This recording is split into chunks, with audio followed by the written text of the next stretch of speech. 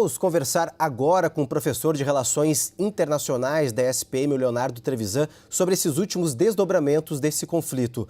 Professor, boa tarde para o senhor. Eu gostaria de começar essa entrevista sabendo do senhor qual é a leitura que podemos fazer até o momento dessas tentativas de negociação que aconteceram até agora para um possível cessar-fogo. Boa tarde. Boa tarde, Cássio, boa tarde, Tainá. Boa tarde a todos que nos escutam, né? Olha, essa pergunta, de alguma forma, é a pergunta mais importante para sabermos até quando nós vamos conseguir colocar um fim nessa tragédia toda ucraniana, né? As negociações, elas se arrastam e elas parecem ter dois negociadores mais fortes, né? Tanto o presidente Erdogan da Turquia, como o presidente Bennett, o primeiro-ministro Bennett de Israel. Ambos estão de formas diferentes, tentando fazer uma aproximação. Está mais ou menos claro, como vocês noticiaram há pouco, que Zelensky foi até onde era possível ir nas concessões ucranianas. Ele garantiu que não iria entrar na ONU, daí garantias desse tipo, e garantiu, de certa forma, também que não tem outras exigências para sentar numa mesa de negociação e pedir uma conversa direta com quem efetivamente decide, Putin, né? A resposta russa para essas demandas ucranianas foi muito clara, né? A Rússia não abriu mão de outras exigências que ela tem feito. Quais são as exigências russas? Além dessa que Zelensky já concordou, não entrar na OTAN, Putin, de alguma forma está pedindo uma desmilitarização da Ucrânia. Isto quer dizer o seguinte: no máximo, a Ucrânia fica com 50 mil soldados, no máximo. É isso que Putin aceita. A segunda base de negociação, além dessas duas primeiras, não entrar na OTAN e desmilitarizar, é ainda mais difícil. De alguma forma, Putin exige que Zelensky reconheça o status de Estado independente para Crimeia, para Donetsk e Luhansk. Em outras palavras, ele exige que Zelensky aceite a perda de uma fatia bastante significativa do Estado ucraniano. Parece difícil, parece fácil de ser percebido, que é muito difícil que a Ucrânia aceite tais condições. Enquanto isso, exatamente ganhando tempo, Putin aumenta a pressão militar, como vocês estão noticiando. Então, professor, para a gente aprender aqui, ler de uma forma mais clara, né, o pedido feito por Zelensky, porque quando ele faz esse pedido de uma conversa direta com Putin, não quer dizer, então, que a Ucrânia abrirá mão desses outros pontos que estão sendo colocados à mesa pela Rússia. É isso que o senhor está dizendo? Agora, é possível que, vendo esses pedidos constantes, frequentes do presidente Zelensky, por uma conversa direta com Putin para chegar na paz, vendo esses apelos que estão sendo feitos recorrentes, é possível que outras questões sejam colocadas por Putin? É possível que ele estique um pouco mais a corda e avance para além do que já tem pedido? Olha, Tainá, o que nós temos de concreto é que qualquer processo de negociação, ele parte da ideia de que os dois lados têm que fazer concessões, né? Negociações rimam com concessões. Os dois lados vão ter que fazer concessões. O que Erdogan, o presidente turco, e o primeiro-ministro israelense estão se deparando é uma dificuldade enorme de conseguir alguma concessão por parte do Estado russo, né? Por que disso, né? De uma forma muito clara, Putin de algum modo, as cenas que vocês mostraram do estádio, das comemorações da anexação da Crimeia, Putin está contando, sim, com o fator militar para dobrar as exigências ucranianas. Não há dúvida nenhuma. O uso dos mísseis hipersônicos que vocês começaram a noticiar, ainda não confirmados, mas bastante prováveis, a destruição dos quartéis, a destruição do teatro, aumentar a pressão, sem dúvida nenhuma, é para que ele ganhe maior poder de negociação, maior poder de barganha para arrancar concessões de Zelensky. Zelensky sabe que ele está indo até o seu limite. Qual é o limite de Zelensky? É o próprio povo ucraniano, de algum modo, achar que ele fez concessões demais aos russos. Este é o ponto. Na prática, o que Putin quer é exatamente isso. O próprio povo ucraniano considere Zelensky exagerado nas suas concessões. É por isto que Putin aperta. Na prática, Putin irá conseguir, pelas mãos dos próprios ucranianos, uma espécie de desgaste do fator político, do poder político de Zelensky. As negociações esbarram exatamente nessa dimensão política da pressão russa. E, professor, a gente tem, então, de um lado a Ucrânia, do outro lado temos a Rússia, no entorno temos toda a comunidade internacional tentando, né, chegar a uma negociação, a um acordo de paz. E no meio de tudo isso, podemos dizer, tem também a China, que depois de uma conversa, o próprio governo chinês, o Xi Jinping, ele disse, né, que quer a paz, quer que acabe com a guerra, mas também não condena a invasão russa. Como é que você vê essas declarações do governo chinês, também o posicionamento? É crucial para chegar a um cessar-fogo, a China, em toda essa negociação?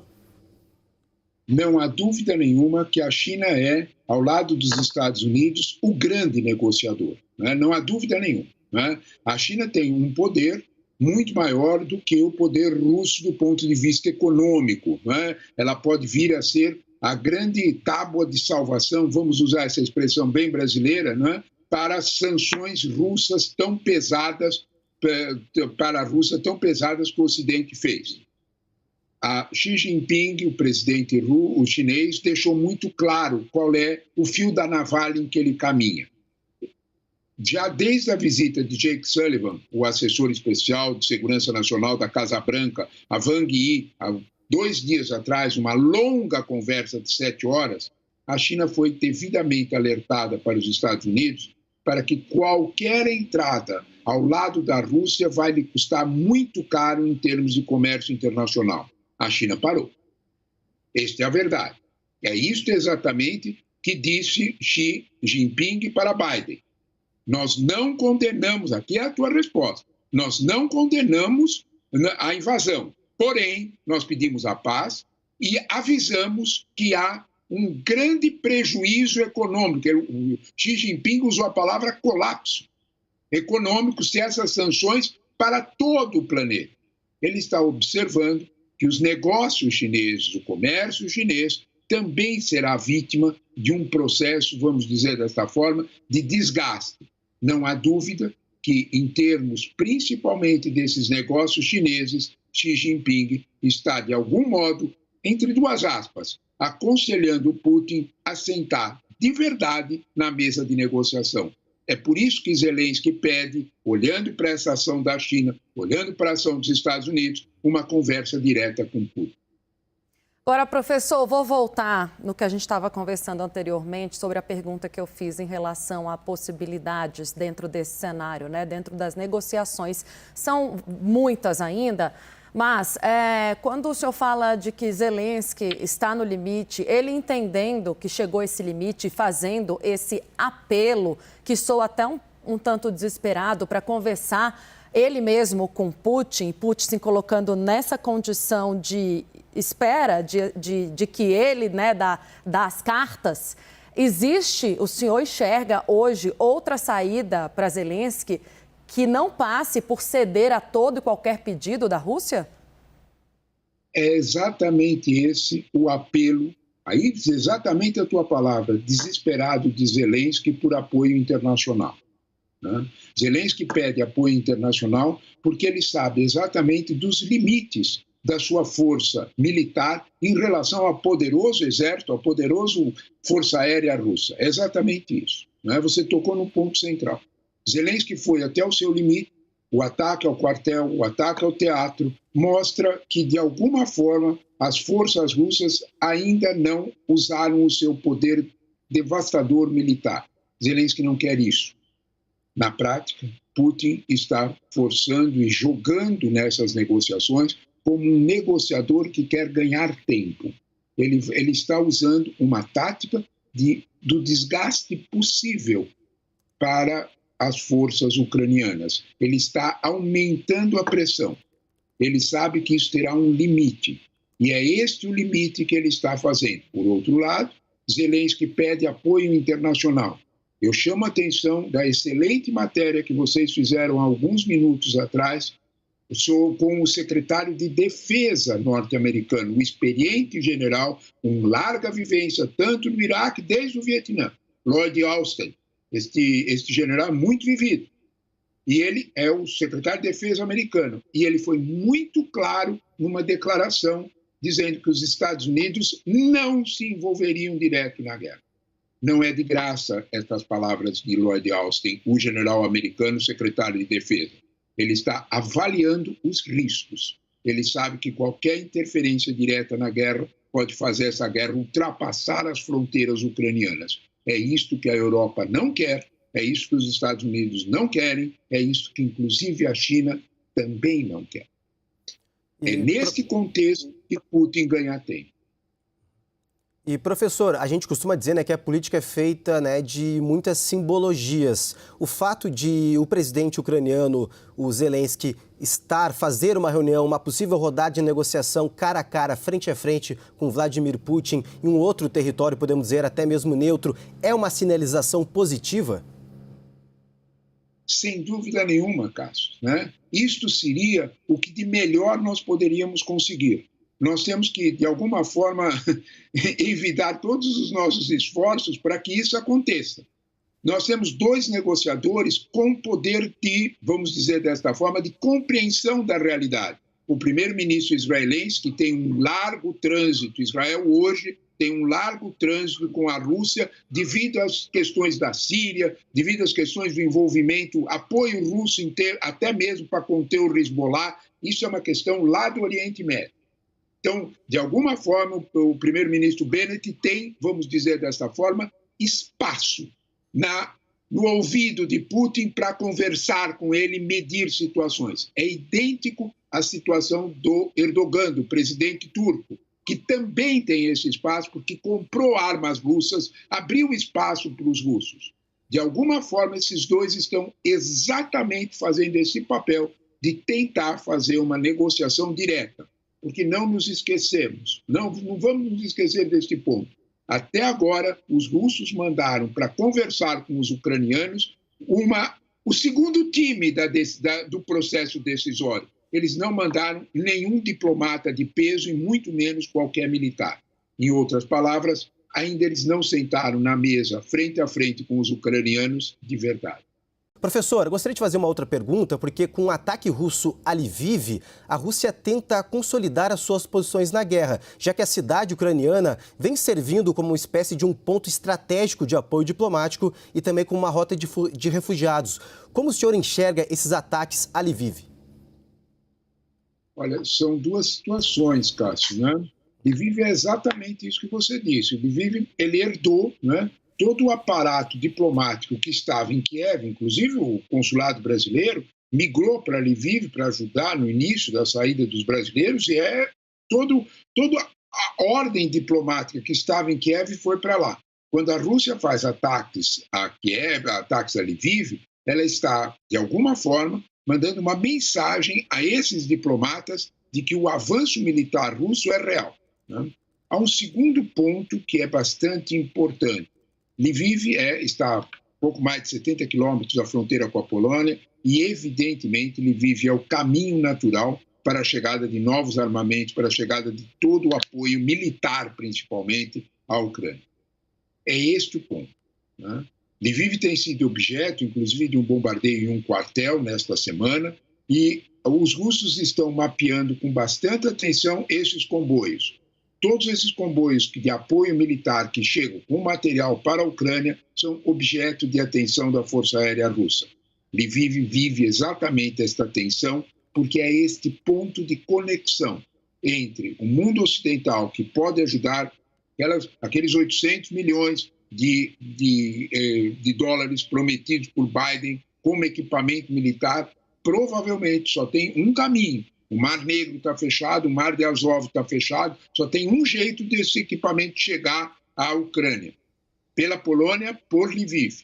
É este o motivo que Lviv sofre tantos bombardeios e que a matéria do Matias Brotero é interessante porque mostra a capacidade que Lviv tem de recuperar a sua própria história na Segunda Guerra Mundial, reabrindo antigos bunkers, antigos abrigos que eram de dezenas de anos que estavam fechados.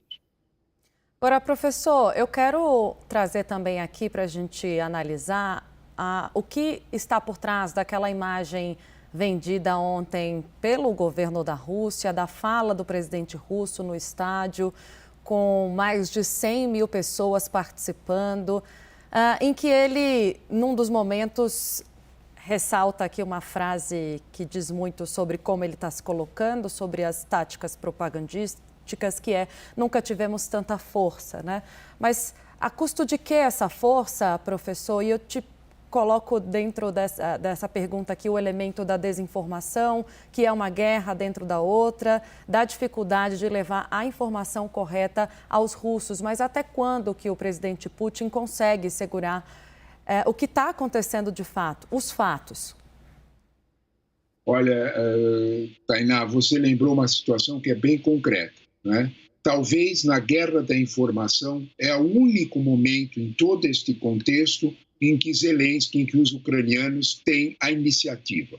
A iniciativa está com eles, né? Da guerra de informação eles foram muito mais competentes, né? Na guerra de informação eles conseguiram transformar um celular em um instrumento mais poderoso que um tanque de guerra. Isso é um fato, né? Zelensky é muito hábil disso, ele é um homem de comunicação, ele é muito hábil em fazer esse processo e eles estavam ganhando a guerra de comunicação, né? A guerra informacional.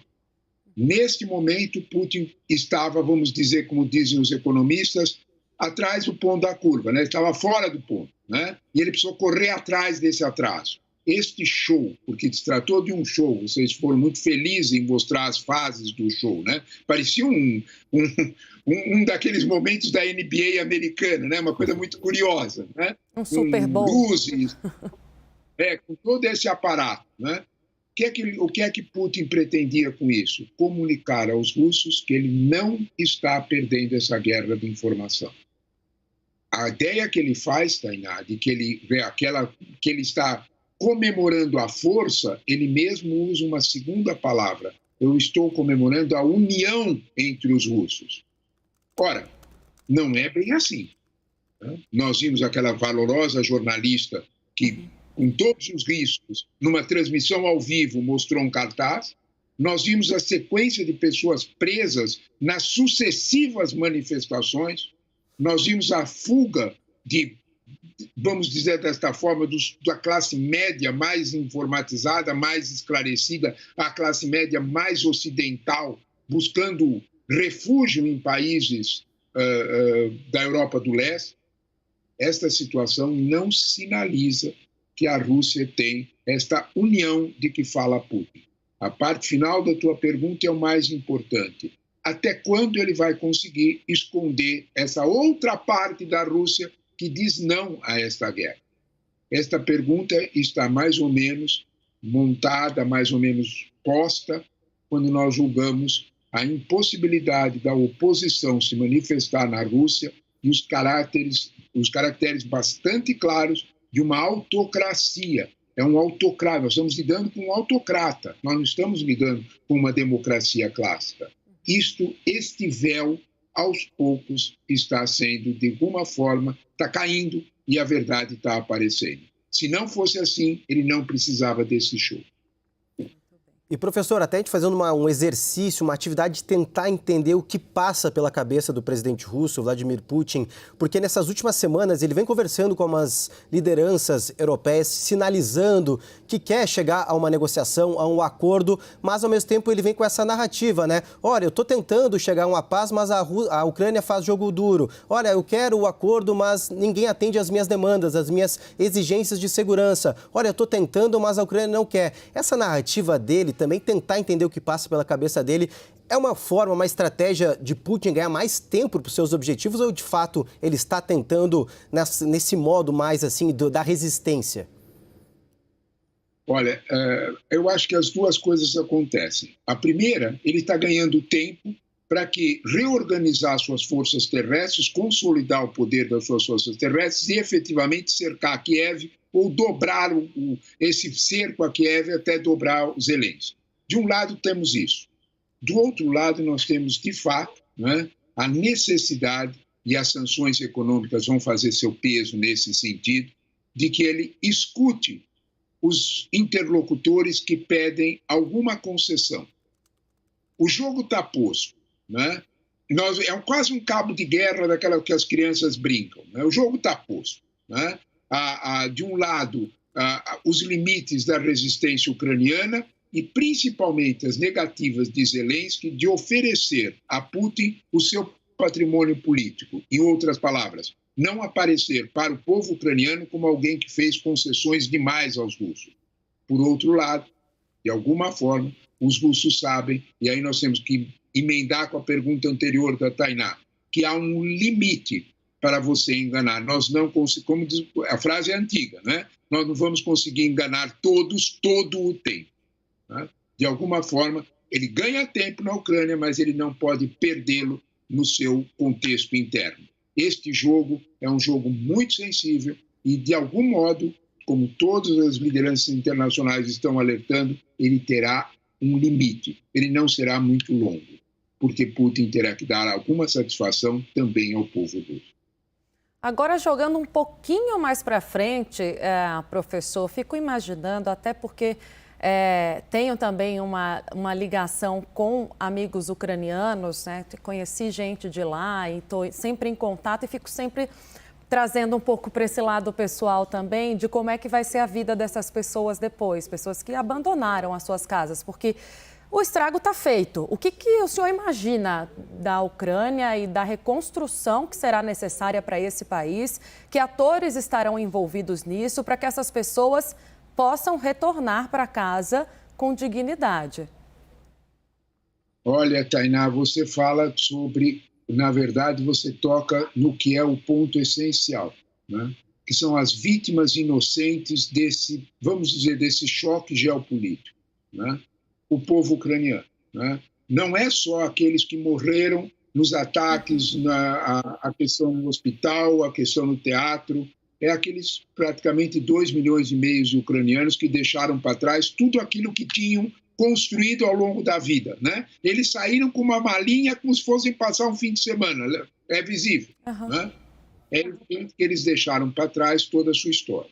É evidente que eles deixaram para trás todos os seus bens.